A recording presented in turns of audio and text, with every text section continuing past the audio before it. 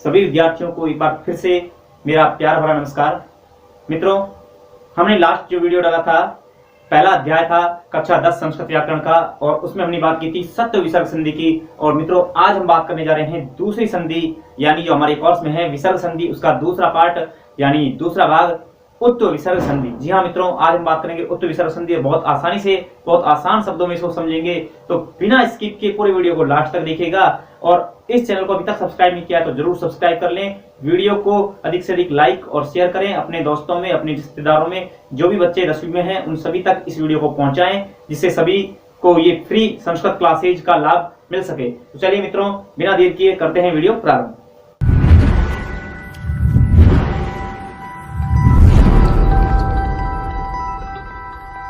तो देखिए मित्रों, बात करते हैं उत्व विसर्ग संधि की।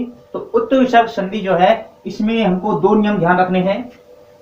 एक नियम है आपके अह प्लस ए, यानी सीधा सा आपको ये ध्यान रखना है। देखो, आपको सूत्रों की तरफ नहीं भागना है, क्योंकि वो बड़ी क्लासों में काम आते हैं। आपको 10वीं लेवल तक इतना ही ध्यान रखना है। तो वो सूत्र तो अतो रोरु एप्लुताद एप्लुते, ये सूत्र है, लेकिन उससे हमको कोई मतलब नहीं है। हमको ये ध्यान रखना है, देखिए, यदि विसर्ग से पहले ए और विसर्ग के बाद ए, ये स्थिति आ जाए, यानी विसर्ग से पहले भी ए हो और विसर्ग के बाद भी ए हो, तो इस स्थिति में विसर्ग का ऊ हो जाता है। विसर्ग का क्या हो जाता है? ऊ हो जाता है। ठीक है। लेकिन देखिए मित्रों, जब ऊ हो जाएगा तो ए और ऊ दोनों मिलकर गुण संधि से ये ओ बन जाते हैं। किससे बनते हैं? गुण संधि से। ये भी आपको ध्यान रखना है। और जब ओ के बाद ये ओ हो गया, ओ के बाद अगर ए आता है तो आपको बताया ए ओ के बाद ए आ जाए तो पूर्व रूप संधि का जो हमारा नियम है उसके अनुसार पूर्व रूप आदेश होता है, यानी ओ आदेश होगा, और ये ए के स्थान पर अवग्रह आदेश हो जाता है। ये अवग्रह चिन्ह जो होता है एस का सा, ये अवग्रह चिन्ह होता है। तो कुल मिलाकर के आपको सिर्फ इतना सा ध्यान रखना है कि यदि विसर्ग के पहले और विसर्ग के बाद, ये ध्यान रखना है कि विसर्ग के पहले और विसर्ग के बाद ए हो तो आप डायरेक्टली विसर्ग को ओ कर दो। क्या कर दो? विसर्ग को ओ कर दो, और ये ए है, इसके स्थान पर ये अवग्रह चिन्ह लगा दो। तो ये आपको ध्यान रखना है।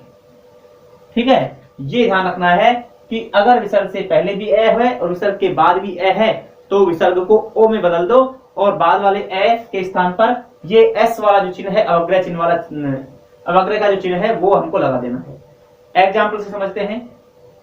अच्छा, इससे पहले ये देख लेते हैं इसका दूसरा नियम जो है वो क्या कहता है कि विसर्ग से पहले ए हो और विसर्ग के बाद हस हो तो विसर्ग का ऊ होता है।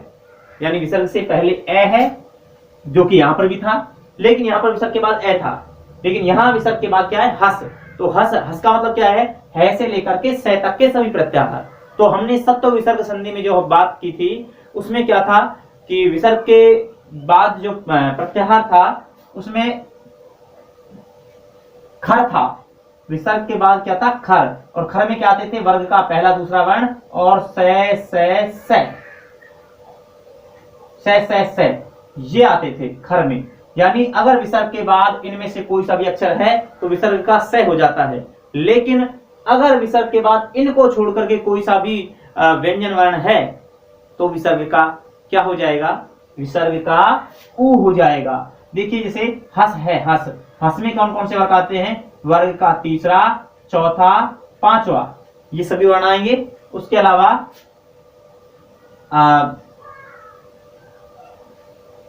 ये, वे, रे, ले और है, ये भी आएंगे। ठीक है, यानी आप कर सकते हो कि है और अट लण यम नम जब गड़दस जब गड़दस। ठीक है, तो वर्ग का तीसरा, चौथा, पांचवा वर्ण और जय रेले है, ये वर्ण बाद में है विसर्ग के बाद में, तो विसर्ग का क्या हो जाता है? ऊ हो जाता है। अब यहां पर देखिए, विसर्ग का क्या हो जाएगा? ऊ हो जाएगा। अब ए और ऊ दोनों मिलकर के क्या हो जाएंगे? ओ। ठीक है, वही गुण संधि से हो जाएंगे। और अब ओ के बाद अगर ए होता तो हम अवग्रह चिन्ह कर देते पूर्व रूप संधि से, लेकिन यहाँ पर ना तो कोई स्वर ही नहीं है, व्यंजन है सभी, तो क्या होगा? कुछ नहीं होगा, बस ओ का ओ रहेगा और जो भी व्यंजन है वो ऐसा कैसा एज इट इज आ जाएगा। ठीक है, तो अभी हम बात करते हैं दोनों नियमों को। दोनों नियम समझ गए होंगे।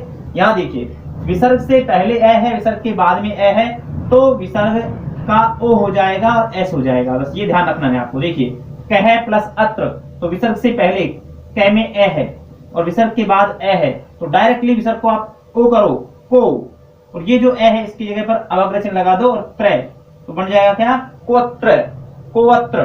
ठीक है, ऐसे देखिए यहाँ पर पथिक है प्लस अपी, तो क्या बन जाएगा, पथिको। ठीक है, विसर्ग का ओ हो जाएगा और ए का अवग्रह चिन्ह, पथिकोपी।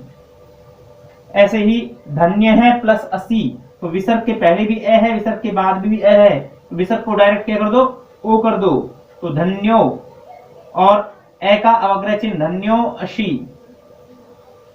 ऐसे ही भीत है प्लस अस्मी, तो क्या बन जाएगा, भीतो, और ए का अवग्रह चिन्ह अस्मी, भीतोष्मी।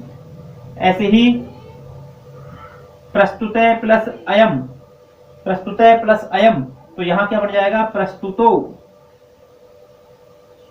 और ए का अवग्रह, इस ए का अवग्रह हो जाएगा और यम, प्रस्तुतो अयम। ठीक है, तो इस प्रकार से हम समझ सकते हैं यदि ऐसी स्थिति आए कि विसर्ग से पहले भी ए हो, विसर्ग के बाद भी ए हो, तो विसर्ग का ओ कर देंगे, बाद वाले ए का अवग्रह चिन्ह कर देंगे, तो ये हो जाती है हमारी उत्तो विसर्ग संधि। दूसरा नियम जो कहता है कि विसर्ग से पहले ए हो लेकिन विसर्ग के बाद में हस हो, तो विसर्ग का ऊ हो जाएगा। ऊ होने से ए और ऊ मिलकर के ओ हो जाएंगे गुण संधि से, तो आपको डायरेक्ट याद रखना है कि विसर्ग का ओ हो जाएगा और बाद में जो हस है वो वर्ण सीधा आ जाएगा।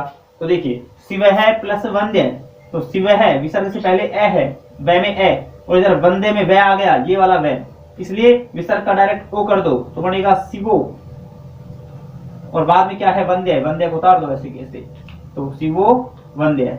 ठीक है, ऐसे ही मन है प्लस हर, तो क्या बन जाएगा, मन है विसर्ग का ओ, मनो, और हर जोड़ दो, मनोहर। ठीक है, यश है प्लस दा, क्या बन जाएगा, यशोदा, क्योंकि वर्ग का तीसरा अक्षर है दय, ये तीसरा तय है दय, तीसरा अक्षर है। ऐसे नमो है प्लस नमे, तो बन जाएगा नमो नमे, नमो नमः। क्यों, क्योंकि न कौन सा अक्षर है, वर्ग का पांचवा अक्षर है, और हस्ती आया है तो राम है प्लस हस्ती, तो बन जाएगा रामो हस्ती। तो मित्रों इस प्रकार से हम उत्तर संधि को कर सकते हैं बड़ी आसानी से। तो बहुत आसान सा है पहचानना, क्योंकि आपके कोर्स में सिर्फ विसर्ग संधि है, तो जहां आपको ओ की मात्रा दिखे शब्द के मध्य, तो समझ जाना वहां उत्तर विसर्ग संधि है। बहुत आसान ट्रिक है कि ओ की मात्रा दिखे या ओ के बाद अवग्रह चिन्ह दिखे तो वहां उत्तर विसर्ग संधि होगी। तो दो रूल आपको ध्यान रखने हैं, विसर्ग के पहले और बाद में दोनों तरफ अगर ए है तो विसर्ग का ओ हो जाएगा, और या विसर्ग के पहले ए है और विसर्ग के बाद में हस प्रत्याहार यानी वर्ग का तीसरा चौथा पांचवा वर्ण या ये वर्ण में है में से कोई सा भी वर्ण है तो भी विसर्ग का ओ हो जाएगा। तो आशा करता हूं कि ये संधि आपके समझ में आई होगी। अगली वीडियो में हम बात करेंगे रुत्व विसर्ग संधि की। तो इस चैनल पर बने रहें, इसको सब्सक्राइब करके रखें, क्योंकि कंप्लीट संस्कृत की व्याकरण जो 10वीं क्लास की है वो मैं यहाँ करवाने वाला हूं। अपने मित्रों, अपने यार दोस्तों, रिश्तेदारों में सभी के पास इस वीडियो को शेयर करें, जिससे कि अधिकाधिक बच्चे इस जो फ्री मेरी मुहिम है सभी बच्चों को फ्री एक तरह से इस कोर्स को उपलब्ध कराने की, वो सभी इसका लाभ ले सकें। तो बस यही आशा है आपसे कि इस वीडियो को अधिक से अधिक लाइक और शेयर करें। चलिए मित्रों, फिर मिलेंगे ऐसे ही वीडियो के साथ। तब तक के लिए पढ़ते रहिए, मुस्कुराते रहिए। जय हिंद, जय भारत।